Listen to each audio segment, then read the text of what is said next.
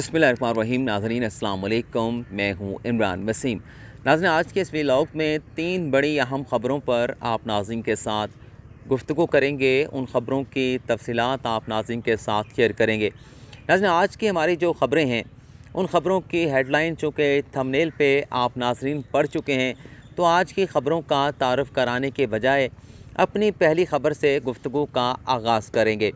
आज नाज़रीन, वफाकी दारुल-हुकूमत इस्लामाबाद में ये चहमगोइयाँ होती रहीं, ये अफवाहें गर्दिश करती रहीं कि अटॉर्नी जनरल खालिद जावेद के हुकूमत के साथ इख्तलाफात पैदा हुए हैं और इन इख्तलाफात की बुनियाद पर अटॉर्नी जनरल खालिद जावेद ने अपने ओहदे से रिज़ाइन करने का फ़ैसला कर लिया है। और यह भी बताया गया, अफवाहें ये भी गर्दिश करती रहीं कि आइंदा चंद रोज़ में अटॉर्नी जनरल की जानिब से अपना इस्तीफ़ा वज़ीर आज़म इमरान ख़ान को भिजवा दिया जाएगा। इख्तलाफात के हवाले से ये चहमगोइयाँ आज चलती रहीं कि हुकूमत की जानिब से गुज़िश्ता रोज़ जो जस्टिस काजी फ़ैसल केस के फ़ैसले के ख़िलाफ़ नज़रसानी की दरख्वास्तें दायर की गईं, इस मामले पर अटॉर्नी जनरल खालिद जावेद ने जो हुकूमत को मशवरा दिया था, उस मशवरे को रद्द करते हुए, उस मशवरे को मुस्तरद करते हुए ये नज़रसानी की दरख्वास्तें सुप्रीम कोर्ट में दायर की गईं। तो चूँकि अटॉर्नी जनरल के मशवरे को रद्द किया गया और आज ये बताया गया कि उनका मशवरा मुस्तरद होने पर अटॉर्नी जनरल ने यह फ़ैसला किया है कि वो अपने ओहदे से रिज़ाइन कर जाएंगे। तो इन चहमगोइयों पर, इन अफवाहों पर आज हमने अटॉर्नी जनरल से भी रब्ता करने की कोशिश की, लेकिन उनसे रब्ता ना हो सका। लेकिन उनके करीबी लोगों से जो हमारी बात हुई है, तो उनका ये कहना था कि ये जो अफवाहें गर्दिश कर रही हैं अटॉर्नी जनरल खालिद जावेद के रिज़ाइन के हवाले से, इन अफवाहों में किसी किस्म की कोई हकीकत नहीं है, किसी किस्म की कोई सदाकत नहीं है, बल्कि अटॉर्नी जनरल के करीबी सोर्स की जानिब से ये बताया गया कि वज़ीर आज़म इमरान ख़ान अटॉर्नी जनरल खालिद जावेद की अब तक की परफॉर्मेंस से बहुत ज़्यादा खुश हैं। ख़ास तौर पर सेनेट इलेक्शन के हवाले से सदर मुमलिकत आरिफ अलवी की जानिब से जो रेफरेंस सुप्रीम कोर्ट में भेजा गया, उस रेफरेंस में जिस तरह से ज़बरदस्त अंदाज में भरपूर दलाइल दिए गए खालिद जावेद की जानिब से, उस पर भी वज़ीर आज़म इमरान ख़ान अटॉर्नी जनरल के साथ बहुत ज़्यादा खुश हैं, उनकी कारकर्दगी पर मुतमिन है। और उसके साथ साथ करीबी ज़राए का ये भी कहना था कि अभी चंद रोज़ पहले जो कौम को एक बड़ी खुशखबरी मिली है कि रेकॉर्ड केस में जो PIA के 2 होटल फ्रीज़ कर दिए गए थे, वहाँ पर रिसीवर लगा दिए गए थे, तो इस केस में जो पाकिस्तान को फ़तह मिली है, जो पाकिस्तान को कामयाबी मिली है, इसका क्रेडिट भी अटॉर्नी जनरल खालिद जावेद को जाता है, क्योंकि इंटरनेशनल डिस्प्यूट का जो सेल है वो अटॉर्नी जनरल खालिद जावेद के अंडर काम करता है। और उनकी कारकर्दगी को देखते हुए इमरान ख़ान ये सोच भी नहीं सकते कि उनके किसी किस्म के मशवरे को रद्द किया जाए। ज़रा ने बताया है कि पहले दिन से, जब से अटॉर्नी जनरल खालिद जावेद ने अपना ये मनसब संभाला है, तो वो जस्टिस काजी फ़ैसल केस में पेश हुए थे। और जस्टिस काजी फ़ैसल में पेश होने के बाद अटॉर्नी जनरल खालिद जावेद ने इस मुकदमे में वफाक की नुमाइंदगी करने से, सदर मुमलिकत की नुमाइंदगी करने से और वज़ीर आज़म इमरान ख़ान की जानिब से पेश होने से इनकार कर दिया था। तो ज़रा ये कहते हैं कि पहले दिन से अटॉर्नी जनरल खालिद जावेद का एक मौक़िफ़ रहा है और इस मौक़िफ़ को सामने रखते हुए आज तक जस्टिस काजी फ़ैसल केस के हवाले से जितने भी मामलात डिस्कस किए गए हैं, अटॉर्नी जनरल ने इन तमाम मामलात में ख़ुद को डिस्टेंस पे रखा है, फासले पे रखा है और किसी किस्म का ऐसा मशवरा हुकूमत को नहीं दिया गया जो उनकी सुप्रीम कोर्ट में अख्तियार की गई पोजीशन के बरक्स हो। लेकिन बहरहाल ज़राए ने कन्फर्म किया है कि किसी किस्म के इख्तलाफात मौजूद नहीं है और अटॉर्नी जनरल खालिद जावेद जो है अपने ओहदे पर काम जो है वो करते रहेंगे। दूसरी जो ख़बर आई है कि कल जो सुप्रीम कोर्ट में हुकूमत की जानिब से नज़रसानी की दरख्वास्तें दायर की गईं जस्टिस काजी फ़ैसल के फ़ैसले के ख़िलाफ़, आज हुकूमत की इस मूव के ख़िलाफ़ पाकिस्तान बार कौंसिल की जानिब से एक अलामिया जारी किया गया। इस्लामिया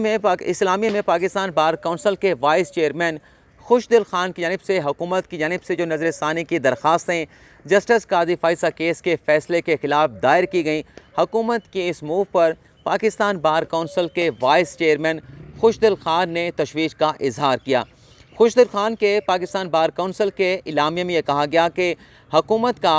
26 अप्रैल के फ़ैसले के ख़िलाफ़ नज़रसानी की दरख्वास्तें दायर करना दरअसल अदलिया की आज़ादी पर एक और हमला है और तनबीह की गई है पाकिस्तान बार कौंसिल के इलामिया में, बल्कि हुकूमत को धमकी दी गई है कि पाकिस्तान बार कौंसिल की तशवीश के बावजूद भी अगर हुकूमत ये नज़रसानी की दरख्वास्तें सुप्रीम कोर्ट में दायर करती है या दायर करती जाएंगी, तो हुकूमत के इस एक्शन के ख़िलाफ़ ना सिर्फ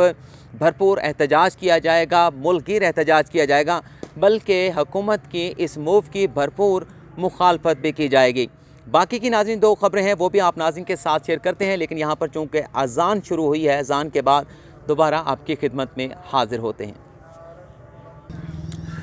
वेलकम बैक नाज़रीन, दूसरी ख़बर पर गुफ्तगू का आगाज़ करते हैं। नाज़रीन, कल जो हुकूमत की जानिब से जस्टिस काजी फ़ैज़ केस में नज़रसानी की दरख्वास्तें दायर की गईं और उन नज़रसानी की दरख्वास्तों को फिर एतराज़ लगा के वापस कर दिया गया।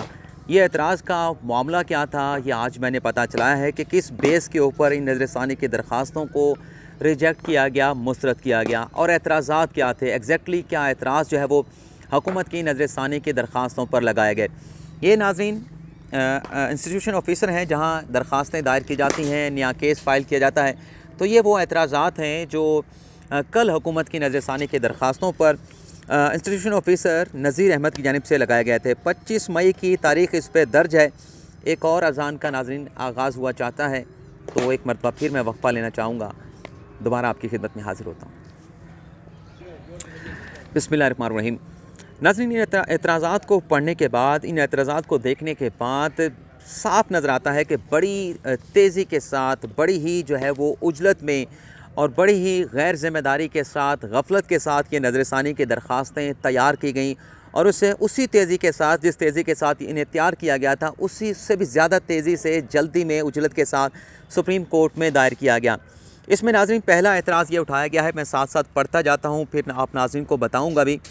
The instant case has been filed as suo motu case with an application for grant of 2-week time for filing of the proper paper book। यानी कि कल नज़रसानी की दरख्वास्तें नहीं थी, बल्कि 2 हफ़्तों का वक्त मांगा जा रहा था अदालत से कि 26 अप्रैल के फ़ैसले के ख़िलाफ़ वफाक जो है, सदर मुमलिकत जो हैं, वज़ीर आज़म इमरान ख़ान जो हैं, वज़ीर कानून जो हैं, शहज़ाद अकबर जो हैं, वो नज़रसानी की दरख्वास्तें दायर करना चाहते हैं, तो लिहाजा 2 हफ़्ते का हमें वक्त दिया जाए। आगे चल के इस एतराज़ात में लिखा गया है कि however after initial scrutiny this case has been found of suffering from the following deficiencies. यानी इसमें नकाइस मौजूद हैं जो केस फाइल किया गया था। Upon the title page this case is mentioned as suo motu case, however on the subject this case is mentioned as a curative review petition. यानी जो टाइटल दिया गया था केस का, उसमें सो मोटो लिखा गया था और जो सब्जेक्ट में मेंशन किया गया था वहाँ पे लिखा गया था क्यूरेटिव रिव्यू पटिशन। आगे चल के इंस्टीट्यूशन ऑफिसर ये लिखते हैं कि suo motu action is taken by the supreme court itself and it is not filed before the court. Furthermore there is no provision of filing curative review petition in supreme court rules 1980। आगे चल के दूसरा एतराज़ ये उठाया गया है कि this case amounts to second review petition which is not entertainable under the order rules 9 of Supreme Court rules 1980। यानी सेकंड रिव्यू जो है वो सुप्रीम कोर्ट में दायर नहीं किया जा सकता सुप्रीम कोर्ट के रूल्स के मुताबिक। तीसरा एतराज़ नाज़रीन ये लगाया गया है कि power of attorney of the petitioner in favour of the AOR कहते हैं नाज़रीन advocate on record. Supreme court में जो केस फाइल होते हैं, आप एक वकील के खिदमात हासिल करते हैं और आप केस सुप्रीम कोर्ट में फ़ाइल करना चाहते हैं, तो आपके वकील और सुप्रीम कोर्ट के दरमियान जो AOR होता है वो एक ब्रिज का किरदार अदा करता है। यानी आपका वकील जो है वो सुप्रीम कोर्ट में केस फाइल करने के लिए फ़र्दर एडवोकेट ऑन रिकॉर्ड की खिदमात हासिल करता है, जो आपका केस तैयार करता है, बाकायदा उसकी पेपर बुक तैयार करने के बाद उस केस को सुप्रीम कोर्ट में फ़ाइल कर दिया जाता है। तो इस पॉइंट में कहा गया है कि power of attorney of the petitioner in favour of the AOR are not properly executed as under. और फिर वो 3 बातें बता दी गई कि petitioner number 1 president of Pakistan has not executed power of attorney, यानी सदर मुमलिकत ने नज़रसानी की दरख्वास्त भिजवा दी लेकिन अपना पावर ऑफ अटॉर्नी उनकी जानिब से नहीं दिया गया। बाकी भी 2 इसी तरह के कुछ एतराज़ हैं। चौथे एतराज़ पर बात कर लेते हैं कि चौथा एतराज़ क्या था। चौथे एतराज़ में नाज़रीन लिखा गया है subject of this case has been drawn as under which is misconceived and not as per supreme court rules. Curative review petition के हवाले से कहा गया है कि सुप्रीम कोर्ट में क्यूरेटिव रिव्यू पिटिशन फाइल करने की किसी किस्म की गुंजाइश मौजूद नहीं है। ऐसा कोई रूल जो है वो 1980 के जो सुप्रीम कोर्ट के रूल बने थे, ऐसा कोई रूल शामिल नहीं किया गया जिसके तहत ऐसी कोई क्यूरेटिव नज़रसानी की दरख्वास्त सुप्रीम कोर्ट में दायर की जाए। पाँचवा एतराज़ नाज़रीन ये है कि scandalous language has been use in this case particular in page number 9, 46, 48 और 73 और 64 का भी हवाला दिया गया है कि इन पेजेस में जजेस के हवाले से बड़ी स्कैंडलस किस्म की तौहीन आमेज़ ज़बान जो है वो इस्तेमाल की गई। और आगे चल के आप एक और गलती की भी निशानदेही करूँगा। और ये सारे नाज़रीन एतराज़ात पढ़ने के बाद जहाँ मैंने कहा कि उजलत नज़र आती है, गफलत नज़र आती है, गैर ज़िम्मेदारी नज़र आती है, तो सुप्रीम कोर्ट में army chief general Qamar Javed Bajwa साहब की तौसीक़ के हवाले से जो मुकदमा ज़ेर समाअत आया था, उस केस की भी याद ताज़ा हो जाती है, जब बार बार एक्सटेंशन के नोटिफिकेशन तैयार करके अदालत में पेश किए गए और वो पेश होने वाले नोटिफिकेशन अदालत मुस्तरद करती रही। और एक मौका पर साबिक़ चीफ जस्टिस आसफ़ सईद खोसा ने यह कह दिया कि वज़ारत कानून जिस तरीके से ये notification army chief general Qamar Javed Bajwa साहब के एक्सटेंशन के हवाले से तैयार कर रही है, इस पर क्यों ना जो वज़ारत कानून के हुकाम हैं, जो ज़िम्मेदार हैं, जो ये नोटिफिकेशन तैयार करवा रहे हैं, उनकी डिग्रियाँ चेक कराई जाएँ। और ये जो नाज़रीन नज़रसानी की दरख्वास्तें सुप्रीम कोर्ट में गुज़िश्ता रोज़ दायर की गई थी, ये नज़रसानी की दरख्वास्तें भी वज़ारत कानून की जानिब से ही तैयार की गई थी। और अब लगता यह है कि इन एतराज़ात को देख के कि वाकई वज़ारत कानून में मौजूद लोगों की डिग्रियाँ चेक होनी चाहिए कि वे बुनियादी जो गलतियाँ हैं वो इस किस्म के मामलात में, इंपॉर्टेंट मामलात में की जाती हैं। आखिरी एतराज़ नाज़रीन ये है, बल्कि सेकंड लास्ट ये है कि prayer clause is not properly drawn because in supreme court rules 1980 there is a no provision to recall, revisit या revise in its judgment. Furthermore, review of a judgment can only be sought by the filing a proper review petition, order flan Supreme Court Rules 1980. Additionally, multifarious prayer have been made in this case. यानी ये कहा गया है कि एक review file हो सकता है, एक रिव्यू के ज़रिए आप सुप्रीम कोर्ट का जो फ़ैसला है उस पर रिव्यू करा सकते हैं। और इन दरख्वास्तों में मल्टीपल, मतलब आप दरख्वास्त दायर करते हैं, उसमें आपका एक प्रेयर होती है, एक इस्तदा होती है, दो होती है। इसमें कहा गया कि मल्टीपल जो है प्रेयर जो है इन नज़रसानी के दरख्वास्तों में की गई। आखिरी जो एतराज़ लगाया गया है कि notice has not been issue to the respondent, यानी जस्टिस काजी फ़ाइज़ ईसा को, सरीना ईसा को, वकला की तंजीमों को फ़रीक बनाया गया, लेकिन उन्हें नोटिस जो है वो दरख्वास्तें दायर करते हुए जारी नहीं किया गया पटिशनर्स की जानिब से। और इस पर आखिर में ये लिखते हैं, जो कंक्लूजन है नज़ीर अहमद इंस्टीट्यूशन ऑफिसर का, in the hence the time cannot be granted and this case is original is written here with being not entertainable, यानी ना वक्त दिया जा रहा है और ना ही इन दरख्वास्तों को इंटरटेन किया जा रहा है रजिस्ट्रार ऑफिस की जानिब से। और कल नाज़रीन वज़ारत कानून ने जब ये नज़रसानी की दरख्वास्तों की वापस होने की ख़बर चली, एतराज़ात लगने की ख़बर चली, तो एक मौक़िफ़ सामने आया था कि इन एतराज़ात को रिमूव करके दरख्वास्तों को दोबारा दायर किया जाएगा। लेकिन चंद घंटे गुजरने के बाद उस मौक़िफ़ में हमने चेंज देखा है, तब्दीली देखी है। जब वज़ीर कानून फ़रोग़ नसीम जो हैं एक टेलीविज़न प्रोग्राम में मौजूद थे, उन्हें मदऊ किया गया था, तो दो बातें की गई कि हो सकता है कि एतराज़ात दूर करके नज़रसानी की दरख्वास्तें दायर की जाएँ, और हो सकता है, ये भी कहना था फ़रोग़ नसीम का, कि एतराज़ रिमूव भी ना किए जाएँ और ये नज़रसानी की दरख्वास्तें दोबारा सुप्रीम कोर्ट में फ़ाइल भी ना की जाएँ। लेकिन मेरे सोर्सेज बताते हैं कि अब ये दरख्वास्तें शायद जो है वो सुप्रीम कोर्ट में दायर ना की जाएँ। इंतज़ार किया जाएगा कि जस्टिस काज़ी फ़ाइज़ ईसा केस में सुप्रीम कोर्ट का फ़ैसला क्या आता है। अगर उस फ़ैसले में वज़ीर आज़म इमरान ख़ान के हवाले से, सदर मुमलिकत आरिफ अलवी के हवाले से कोई ऑब्ज़र्वेशन आती है, एडवर्स कोई ऑब्ज़र्वेशन या हुक्म आता है, तो फिर इस सूरत में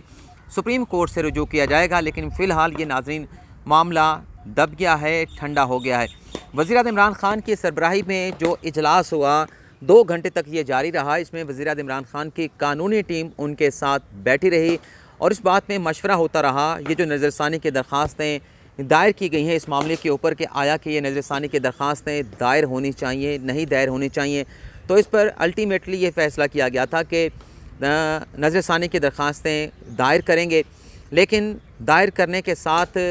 मतलब प्रॉपर नज़रसानी की दरख्वास्तें दायर नहीं होंगी, बल्कि सुप्रीम कोर्ट से वक्त लिया जाएगा 2 हफ़्तों का, और वो 2 हफ़्तों का वक्त गुजरने के बाद मज़ीद 2 हफ़्तों का वक्त ले लिया जाएगा और इसी तरह से इस मामले को आगे बढ़ाया जाएगा। और इस दौरान सुप्रीम कोर्ट का फ़ैसला भी आ जाएगा, जस्टिस काज़ी फ़ाइज़ ईसा केस का तफसीली फ़ैसला। और इस फैसले में अगर इमरान ख़ान के ख़िलाफ़, प्राइम मिनिस्टर ऑफ पाकिस्तान के ख़िलाफ़, प्रेसिडेंट के ख़िलाफ़, आरिफ अलवी के ख़िलाफ़ या किसी और भी हुकूमती ऑफिशियल के ख़िलाफ़ किसी किस्म की ऑब्जर्वेशन हुई, तो फिर जो हम टाइम ले रहे होंगे सुप्रीम कोर्ट से, जो वक्त मांग रहे होंगे कि हमने नज़रसानी दायर करनी है, तो फिर इस सूरत में वो नज़रसानी की दरख्वास्त दायर कर दी जाएगी। बस सूरत दिगल अदालत के साथ, अदलिया के साथ किसी किस्म का नया महाज नहीं खोला जाएगा। फ़ैसला अगर इस तरह का आता है जिससे वज़ीर-ए-आज़म इमरान ख़ान के हैसियत पर, लीगल हैसियत पर, उनकी प्राइम मिनिस्टरशिप पे, सदर मुमलिकत आरिफ अलवी के अहदे पर या वज़ीर कानून शहज़ाद अकबर के मनसब पर किसी किस्म का फ़र्क नहीं बनता, तो फिर यह नज़रसानी की दरख्वास्तें दायर नहीं की जाएंगी और मामला इसी तरह से छोड़ दिया जाएगा